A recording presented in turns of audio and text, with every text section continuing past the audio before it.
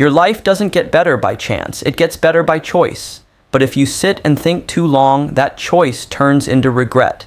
So before you overthink your next move, you need to hear this. Overthinking is a subtle thief. It doesn't kick in the front door of your life and announce its presence. No, it creeps in through the windows of your mind, disguised as preparation, dressed as caution, wearing the face of intelligence. And before you realize it, you're no longer progressing. You're stuck, frozen in place, caught in a loop of endless possibilities, weighing scenarios that never actually happen. You convince yourself that it's responsible to delay, wise to hesitate, or smart to second guess. But what you don't see in the moment is that overthinking steals time, robs energy, and more often than not, destroys momentum. Action gets results. Thought alone does not. And while reflection is necessary, reflection without direction becomes a mental treadmill. You feel like you're moving, but you're going nowhere. You're planning, you're calculating, you're envisioning every potential outcome except the one where you actually move forward. Let me give you a real-world example of how overthinking kills action. There was once a young man with a talent for writing. Let's call him Michael. Now Michael dreamed of becoming an author. He had ideas, great ones. Stories filled his journals. His imagination was rich, his command of language impressive. But every time he sat down to write his book, the same thought invaded. What if it's not good enough? Then came the cascade. What if people don't like it? What if I publish and no one reads it? What if critics destroy it? Day after day, he convinced himself to wait just a little longer, until he felt more confident, until the idea was more polished, until he had the perfect plan. Days turned into weeks, weeks into months, and eventually years passed. Michael wrote fragments, edited chapters he never finished, and collected notebooks full of brilliant beginnings that never saw the light of day. Not because he lacked skill or passion, but because he overthought himself out of taking action. Now contrast Michael's story with someone else, someone with less talent but more initiative. Let's say her name is Rachel. Rachel also had a dream to write. Her first draft? It was rough. Her grammar wasn't perfect, her plot a little shaky, but she wrote. She kept showing up to the page. She made mistakes, got feedback, improved her craft, and published, and then she did it again. 5 years down the line, Rachel had written 4 books. Michael was still revising his first chapter. And what's the difference? Not intelligence, not even talent. The difference was that Rachel acted while Michael hesitated. And the lesson is this: overthinking creates a fantasy of control.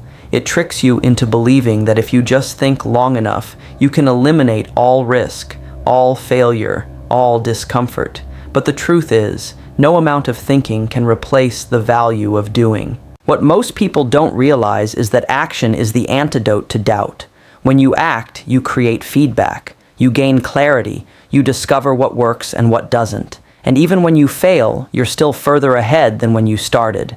But overthinking breeds hesitation, and hesitation creates inertia. And inertia, my friend, is deadly to progress.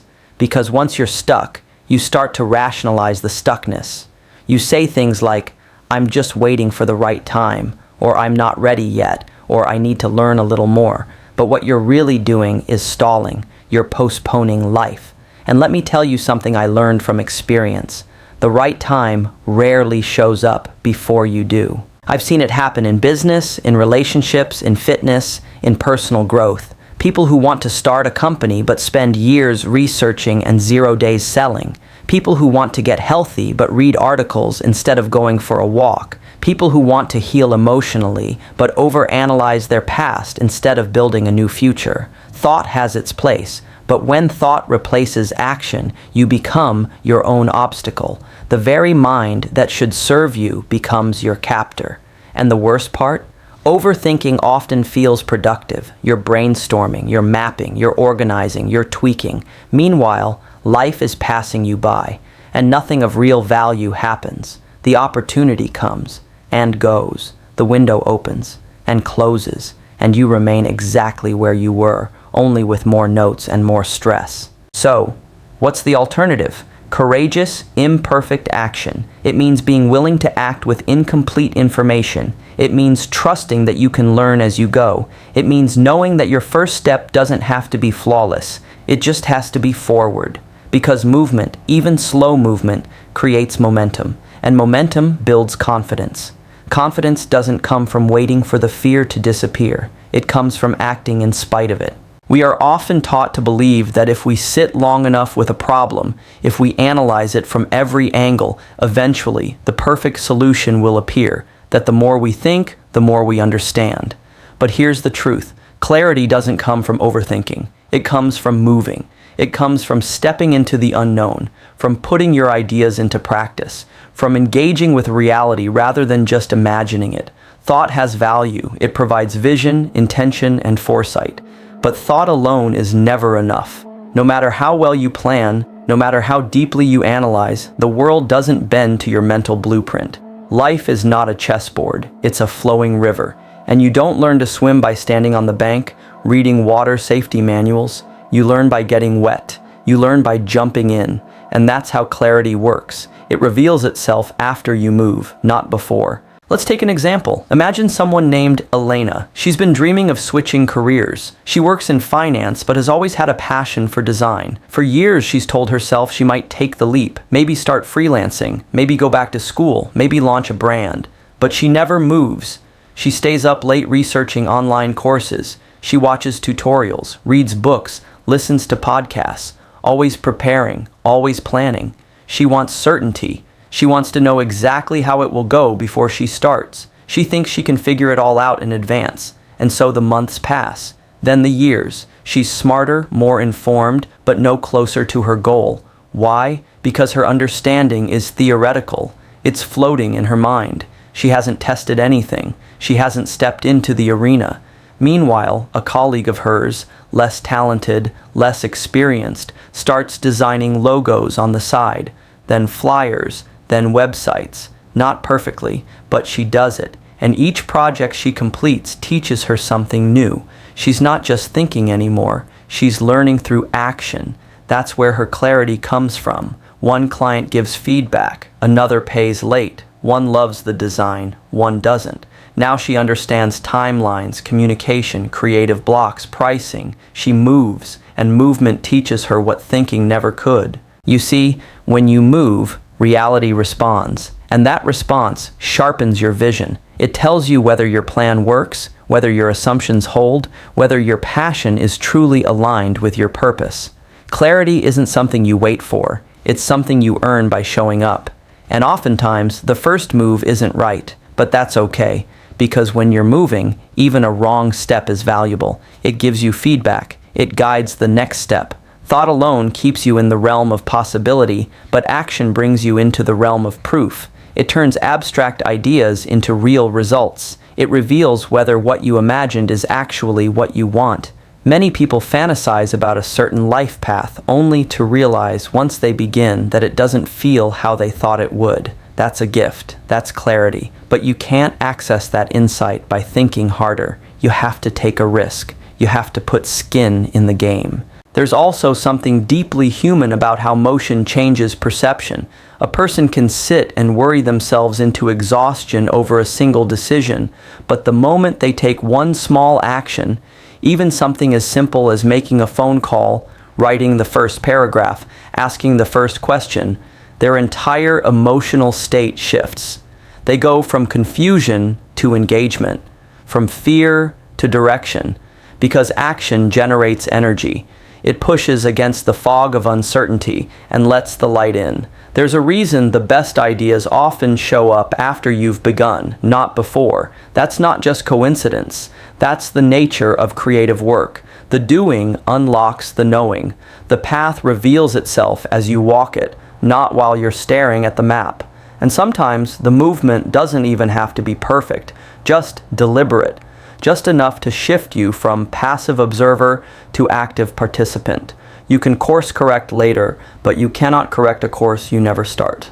Think of it this way. You don't discover the strength of your legs by thinking about running. You discover it by running. You don't know the shape of your voice until you speak. You don't learn the rhythm of your work until you begin working, and too often, people get stuck waiting for motivation, waiting for permission, waiting for inspiration, when really all they need to do is move. Because once you begin, the very act of doing reveals what matters and what doesn't. You realize which priorities were real and which were illusions. You start to see what you're good at and what needs work. You begin to understand how you work, not in theory, but in practice. And from there, things become clearer, not because the world changed, but because you did, because you activated the very clarity that thought alone could never give you. Success favors the decisive. Not the lucky, not the overly cautious, not the ones who endlessly weigh every option and consider every angle. Decisiveness is a hallmark of leaders, winners, and doers. It's not just about making decisions, it's about making them with clarity, with confidence, and with commitment. The world doesn't reward the person who waits for certainty. It rewards the one who acts in the face of uncertainty. The decisive individual doesn't need to know the entire journey before taking the first step. They understand that momentum is more valuable than perfection, and that every great success story is built on a series of bold decisions made without guarantees. Decisiveness is the bridge between vision and reality. You can have a brilliant idea, an inspired goal, or even a strategic plan, but without the power to decide and commit, all of it remains dormant. People who wait too long to decide often end up watching life pass them by, standing on the sidelines while others who are less prepared but more bold go on to win the game. Let's look at an example. There was a man named Thomas who had an idea for a small software tool.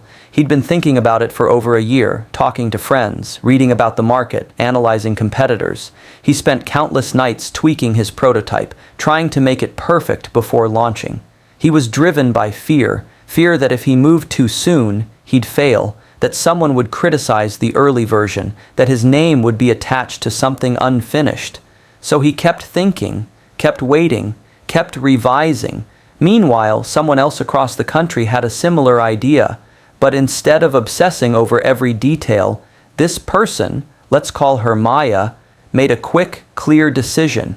She built a basic version and released it in 30 days. It wasn't flawless.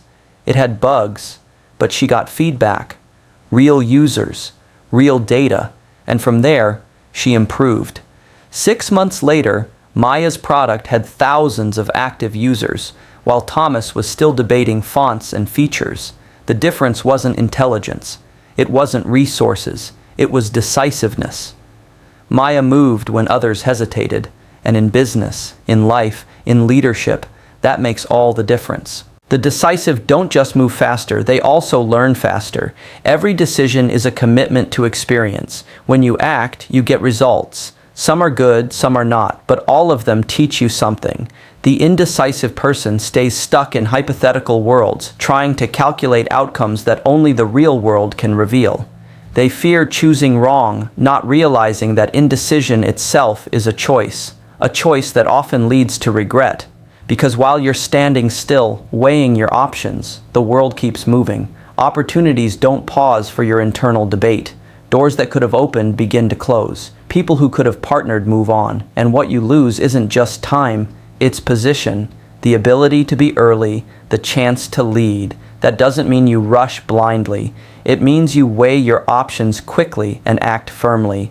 The ability to decide under pressure with limited information is what separates thinkers from achievers. What most people don't realize is that decisiveness is a skill. It's trained, not gifted. It's built by choosing over and over, even when you're unsure. It's developed by embracing discomfort and trusting your judgment, knowing that no decision guarantees success, but every decision brings progress. And often, your very willingness to decide sends a signal to your team, to your peers, to your subconscious, that you are ready to lead. Leadership and decisiveness go hand in hand. People follow those who move, those who choose, those who accept the weight of a decision and carry it with conviction. The wishy-washy, the overthinkers, the hesitant, they inspire little confidence. But when someone steps up and says, "This is what we're doing," the room shifts, energy flows. Progress begins. Decisiveness isn't arrogance, it's ownership.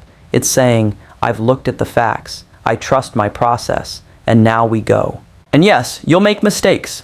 The decisive don't avoid failure, they absorb it. They don't fear being wrong because they know that being stuck is worse. A wrong move can be corrected.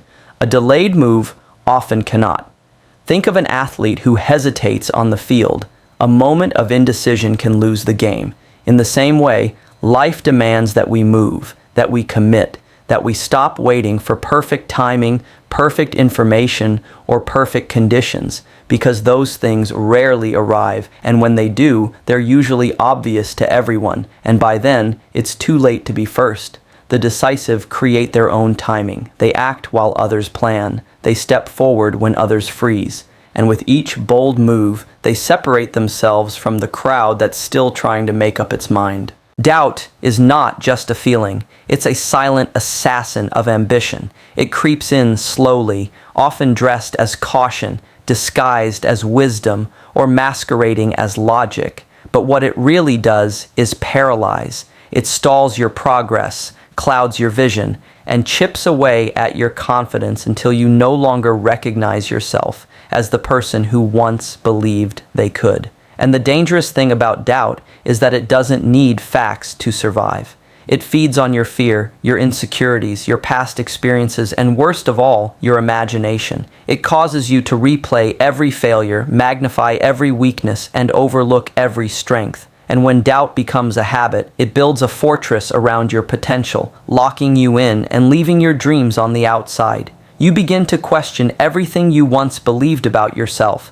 not because it isn't true, but because doubt has become louder than truth. And over time, it doesn't matter how talented you are, how big your goals are, or how many chances come your way, because doubt will always find a reason why now is not the time, why you're not ready, or why someone else would do it better. Let's take the example of Sam, a man who had a gift for speaking. Ever since he was young, people would tell him how engaging he was, how his words moved them, how he made complex ideas sound simple and inspiring. Deep down, Sam dreamed of being on stages, hosting seminars, helping people transform their lives. He would practice in front of a mirror, imagine the crowds, write speeches in notebooks that no one ever read. But the moment someone asked him, "Why don't you actually do it?" the same shadow crept in. What if I'm not really good enough? What if they laugh? What if I choke on stage? What if I fail publicly and ruin my name? So Sam kept his gift to himself. Year after year, he watched others with less clarity, less charisma, and less insight stand where he wanted to be.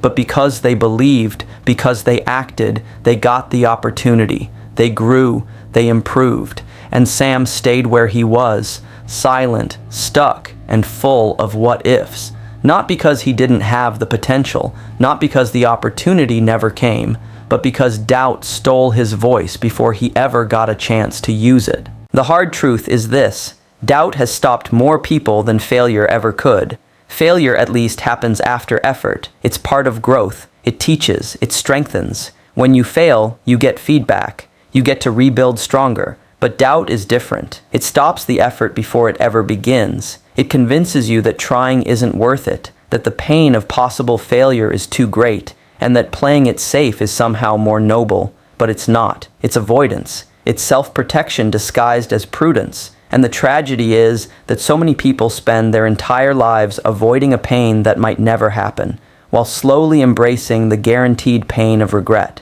You see, regret is what doubt eventually grows into. And while failure fades, regret lingers. It echoes. It reminds you of what you didn't do, what you didn't say, what you didn't try, the book you never wrote, the business you never started, the love you never pursued, the life you never built, not because it was impossible, but because you talked yourself out of even trying. Doubt thrives in isolation. It grows in silence.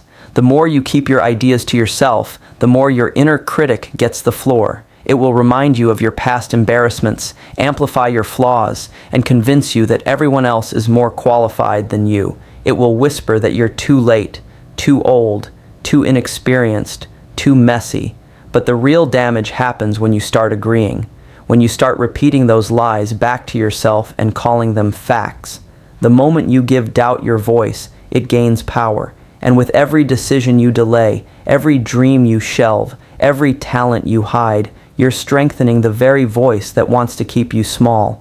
That's the battle most people are losing. Not to other people, not to circumstance, but to the echo chamber inside their own mind. Think about how many inventions were never built, how many masterpieces never painted, how many movements never started, because someone, somewhere, believed their doubt more than they believed their calling. They talked themselves out of their own breakthrough, and not because of any real obstacle, just the imagined ones. Doubt is always louder when you're on the edge of growth. It's a signal that you're about to do something that matters. But if you don't recognize it for what it is, it can make you shrink when you should rise, hesitate when you should move, and give up before you ever get to see what you're truly capable of. In a world that's louder, faster, and more demanding than ever before, the greatest asset you can develop is not talent, not luck, not even intelligence. It's discipline. Because discipline is what keeps you grounded when the world pulls you in 100 different directions. It's what builds momentum when motivation fades. Discipline is not just about waking up early or sticking to routines. It's about your ability to honor your priorities over your impulses. It's choosing focus over comfort, long-term gain over short-term pleasure. And today, the number one enemy of discipline is distraction. That quiet thief of time that doesn't just take your minutes and hours, but robs you of your potential. It sneaks in when you check your phone for just a second, when you bounce from one task to another, when you convince yourself that multitasking is a strength. Distraction isn't always loud. It doesn't always feel like a crisis. In fact, it often feels harmless until you look up and realize you've drifted far off course. The truth is, most people don't fail because they didn't have what it takes. They fail because they couldn't protect what they already had. Time, energy, attention. They allowed distraction to hijack their focus. 1 minute becomes 10, 10 becomes an hour. And before long, days pass in which nothing meaningful gets done. Meanwhile, the disciplined individual is making quiet, consistent progress. They're not perfect. They're not superhuman. But they've trained themselves to stay locked in when it counts. They've created boundaries around their time. They've built systems that keep them on track, even when they don't feel like showing up. Discipline is what allows them to say, not now, to distractions so they can say yes to something greater.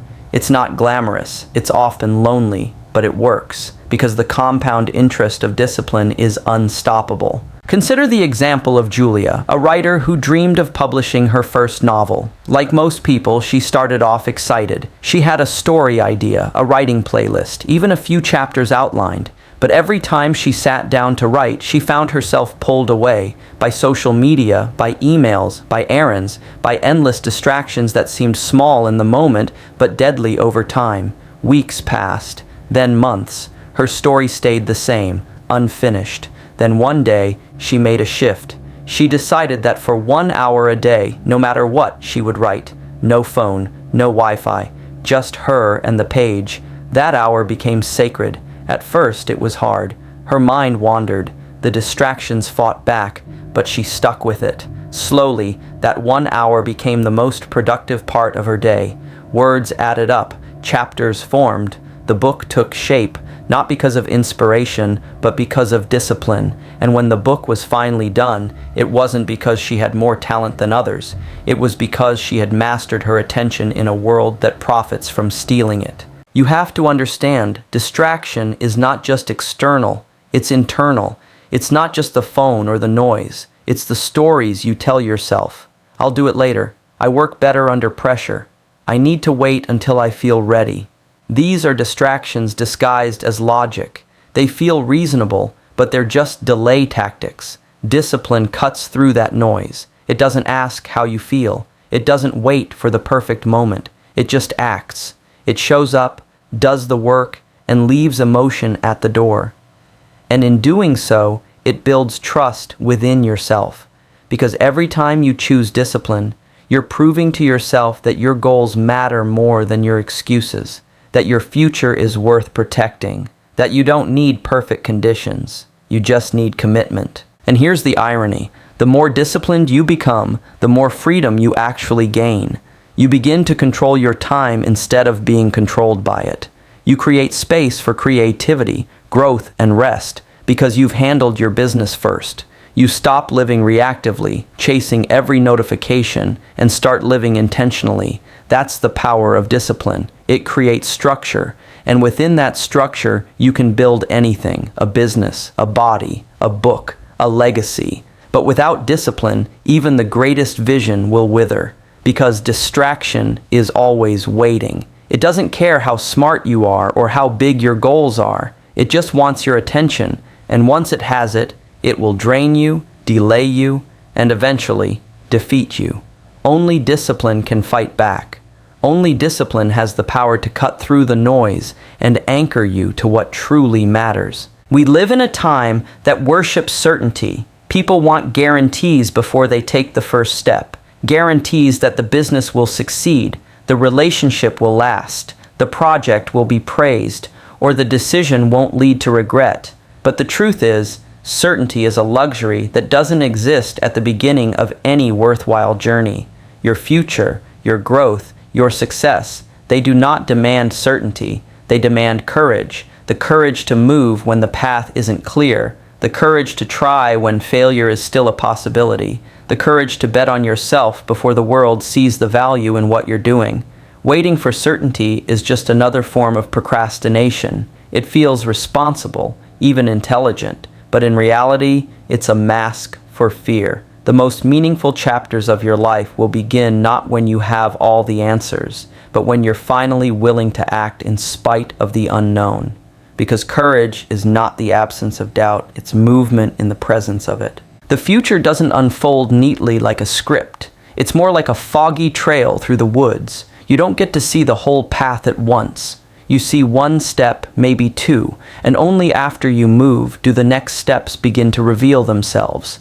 That's why courage is essential. It allows you to walk forward even when your knees are shaking. It allows you to say yes to the opportunity even when your voice trembles. You'll never be 100% ready. You'll never have all the data. But if you let that stop you, you'll be waiting forever. Courage says, "I'll try anyway." It doesn't guarantee that everything will go right, but it guarantees that you'll learn, grow, and get stronger with each step. Life rewards the brave, not the perfect. Take the example of Malik, a man who worked in a secure corporate job for over a decade. He had a good salary, benefits, a stable routine, but every year the fire inside him burned a little lower.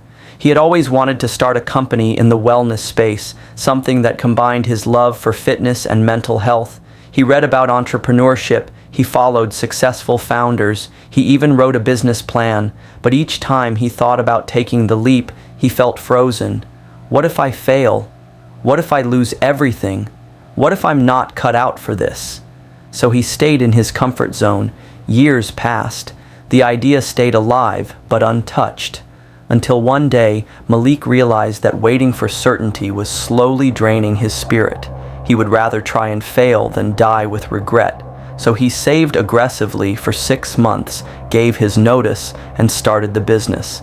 The early days were messy, unpredictable revenue, constant pivots, and pressure he'd never felt before. But every day Malik felt alive. He wasn't certain, but he was committed, he was bold. And a year later, his company was not only surviving, but beginning to thrive. Not because he had a perfect plan, but because he had the courage to act when others would have waited. Certainty might feel safe, but it rarely leads to growth. Growth lives in discomfort, in risk, in the stretch zone, where you're not sure you can do it, but you choose to rise to the occasion anyway. And here's the thing, the more you act with courage, the more confident you become. Confidence doesn't come first. It comes after you choose courage again and again. It's built like a muscle. Every courageous decision strengthens your ability to face the next one. You start to realize that most fears were exaggerated, most risks were manageable, and most worst-case scenarios never actually happened. And even when they did, you were stronger than you thought. But none of that can happen if you're waiting for someone to hand you a certificate of certainty. People often envy those who live bold, fulfilling lives, but what they don't see is the courage behind the curtain, the sleepless nights, the decisions made without a safety net, the moments where it would have been easier to go back to the familiar. But those individuals knew something most don't. The price of playing it safe is often higher than the price of risk, because while failure hurts, regret haunts. The only way to build a future that excites you is to stop seeking guarantees and start taking steps. You have to trust your vision more than your fear. You have to step even when your hands are shaking. You have to walk even when the destination isn't fully lit. That's what separates the few who lead a life of purpose from the many who settle for comfort. They were willing to bet on themselves, not because they were sure, but because they were brave. Let me leave you with this.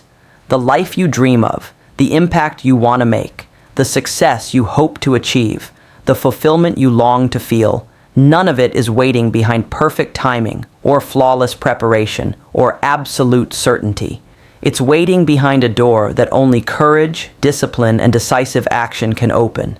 The question is not, can you do it? The question is, will you do it before you feel ready?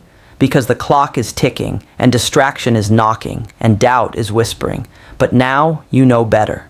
Now you understand that clarity comes through motion, that progress rewards the bold, and that your future belongs not to the most qualified, but to the most committed. So before you overthink, act. Before you second guess, move. And before you look for certainty, remember, your future demands your courage, not your permission. This is your moment. Don't wait for the world to believe in you. Believe in yourself and go.